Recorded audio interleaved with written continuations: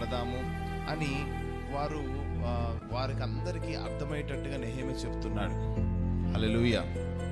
కానీ కొంతమంది వినలేదు, కొంతమంది విన్నారు.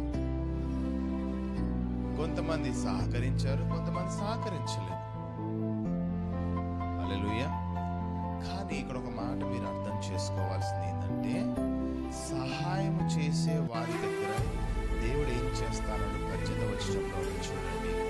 ఏమంటున్నాడు?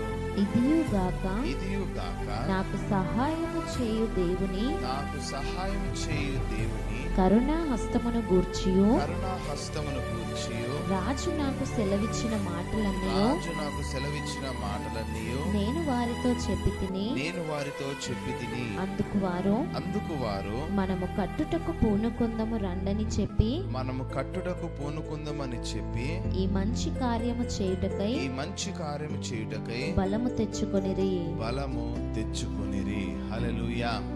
దేవుని పని చేస్తున్నప్పుడు దేవుని హస్తము తోడుగా ఉంటది. నా మాట మీరు అర్థం చేసుకోండి. దేవుని పని లేకపోతే దేవునికి సంబంధించిన విషయం, దేవునికి సంబంధించిన పరిస్థితి, దేవునికి సంబంధించినది ఏదైనా సరే, ప్రార్థన ఉండని, లేదా గృహకుడికి ఉండని, ఉపవాసం ఉండని, లేదా ఏదైనా కట్టేది ఉండని, లేదా ఏదైనా చేసేది ఉండని, తుడిసేది ఉండని, కడిగేది ఉండని, లేదా పెట్టేది ఉండని, తులిపేది ఉండని, ఏదైనా సరే దేవుడికి సంబంధించిన పనిలో దేవుని హస్తం ఖచ్చితంగా తోడై ఉంటుంది. ఆ మాట నెహెమ్యాలందరికీ చెప్తున్నాడు. మీరందరూ ఆశ తెచ్చుకోండి, మీరందరూ నాకు సహాయం చేయండి, మీరందరూ నాతో పాటు రండి, నా మీద ఎలా దేవుడు కనికరాన్ని చూపిస్తున్నాడో అదే కనికరం దేవుడు మీకు చూపిస్తాడని అంటున్నాడు. అయితే మనం ఏం చేస్తామంటే, ఈ మాటను బాగా అర్థం చేసుకోండి. మనము దేవుడి కనికరాన్ని కోరుకుంటాం, దేవుని చెయ్యి మన మీద ఉండాలని కోరుకుంటాం, కానీ దేవుని పని చేయాలనుకోం. మనం దేవుడి విషయంలో మనం తోడు ఉండాలనుకోం, దేవుడి కోసం మనం నిలబడాలని అనుకోం.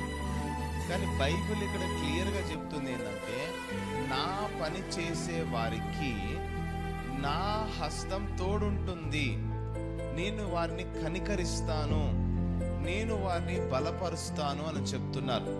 కానీ చాలా మంది ఏం చేస్తారంటే, వారు దేవుడు పని చేయడానికి ఇష్టపడరు. వారు దేవుడు చెప్పిన పనిలో వారు ముందుండటానికి రారు, వెనకబడుతూనే ఉంటారు. అంత ఇష్టాన్ని చూపించారు, అంత ప్రేమ చూపించారు, అంత విధేయత చూపించారు చాలా మంది.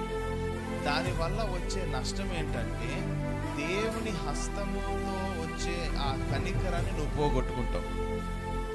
హల్లెలూయా. దేవుని హస్తం అనే కనికరాన్ని మనం పోగొట్టుకుంటే మనం బలపరచబడం.